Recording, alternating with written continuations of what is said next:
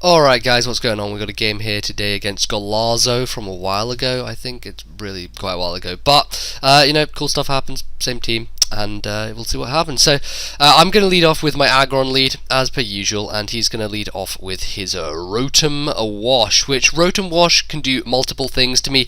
Trick is one of them, and he actually goes for that over the Hydro Pump. I thought he would Hydro Pump me straight away, take me down to my Sturdy, and hopefully I could Metal Burst him, but looks like that's not going to happen because he tricks me his Choice Specs first turn, which is really a pain in the ass. Now, second turn I thought he would go for the Hydro that turn, but it turns out he's more defensive Trick Rotom, and so he runs Will-O-Wisp. So predicting another Will-O-Wisp, I'm going to go back out to Arcanine, hopefully just, completely avoid it, but he's going to predict me again and go for the Volt Switch and switch straight out to whatever counter he requires to go to. Unfortunately for me, he's going to go straight out to his Nidoking, which of course it could be Scarfed and carry Earth Power, so I'm really afraid of that. I'm thinking he's probably not going to overpredict at this stage in the match, and he's probably going to play it safe, so I'm safe going into She Commence, but he makes an excellent early game prediction, predicts my switch to Mence, goes for the Ice Beam straight off the bat, and that is huge. That Mence out the way means a great deal, actually. It's really not good whatsoever, but I'm going to bring in Pillar at this point because I know that I can freely get up Stealth Rock if I want to, and he's probably just going to bring in something random. But I decided to go for the Head Smash, hoping he would stay in, maybe trying to judge whether he was Scarfed or not. If he was Scarfed, he'd be locked into Ice Beam and therefore wouldn't stay in.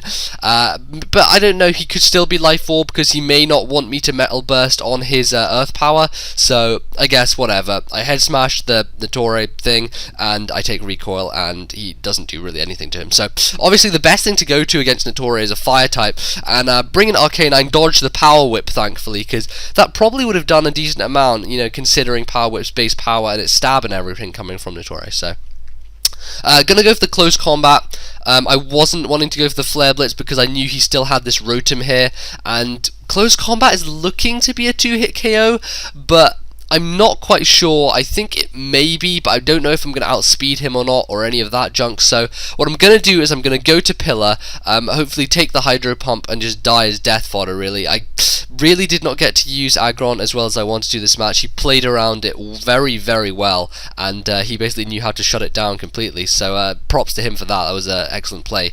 But gonna go to Fizzgoat here and try and set up a sub on him, hoping he's gonna go for the Will-O-Wisp, thinking that I'm a physical variant, but he does not fall for any of my tricks, just goes straight for the Hydro Pump, trying to take me out, and unfortunately I do not manage to get my sub set up. So at this point I'm thinking, well, this is a tricky situation. I may not kill him with a Sacred Sword, but I also probably am not gonna live a Hydro Pump. So I go for the Sacred Sword, I don't kill him, and I'm thinking, please live the Hydro Pump, and I do live the Hydro Pump. As you can see, Cobalion does have ridiculously natural bulk, so definitely a great thing to have for my team there, and he lives it very nicely. Now I predict he's going to Volt Switch at this point, and I'm going to bring in my Landorus just to resist it, and I'm just going to U-turn straight out on him, which is going to take him out easily.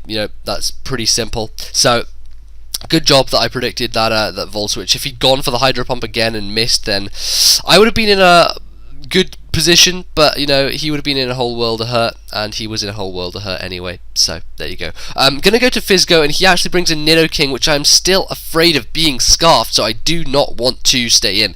Gonna go to Mantike, the Man-Tyke. Look at that, how much Fire Blast does to me. That is incredible, and it's beautiful. It's amazing. 500 special defense is very nice in many cases. So in comes Natore, Ferrothorn, and I carry Hidden Power Fire, as people know, so I'm going to go for it, see how much it does. Hopefully I'll be able to take him down pretty low. So do Hidden Power Fire, and it does a decent amount. At this point it's looking to be a 3-hit KO maybe, maybe a little bit less, a little bit more, but he gets a crit on the Power Whip, which is not very nice at all. I wasn't very happy that he got a crit on the Power Whip. That wasn't good. So he's going to withdraw here, and he's going to go out to Nidoking. I probably should have subbed again. I mean, I maybe have gone for a Power Whip miss, but I'm not sure if he was going to stay in or what. But at this point I know he's probably going to go for a T-Bolt, so I'm going to go straight to Landorus, and he is not going to overpredict at this point. He knows that my Mantike can wall his Natore pretty well, and it can probably wall his Vaporeon as well, so Landorus is going to come in, just go for the standard Earthquake. In comes Vaporeon. I just want to see how much it does to it, and a Stab Earthquake does just below half. So I know that with Wish Protect tactics, he's definitely going to be able to outstall me, as well as the fact he probably carries Ice Beam in the first place. So Landorus is never going to win that battle. So I'm going to go straight back to Mantike. Even though I cannot hit him, I only have, I believe, Scald and Hidden Power Fire. So on a Vaporeon, that really is not going to work at all.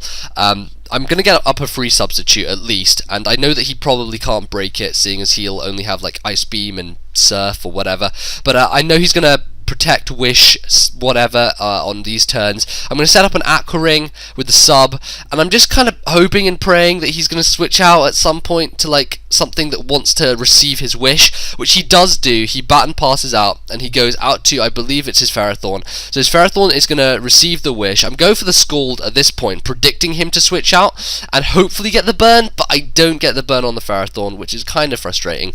But at this point, I know from that range, with Aqua Ring behind me, with the sub behind me, I know I can definitely 3-hit KO him from this range. Probably live a Power Whip just because I have Eviolite.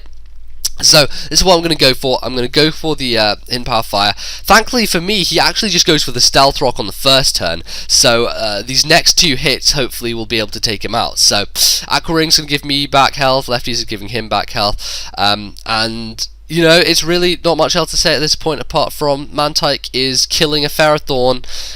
Why did this ever happen? When did this ever happen? But it does. But spikes. He's going to set up spikes on me. So of course he's thinking that Mantike isn't really a threat to the rest of his team, I guess, which is why he stayed in and didn't even break my sub. He could have easily broken it with a Power Whip, but at this point, another Power Whip is not another Hidden Power Fire is going to take out the Ferrothorn. So Mantike has just killed the number 1 OU wall thing in the game. Just really, it's a Mantike, guys. Okay, just whatever, okay?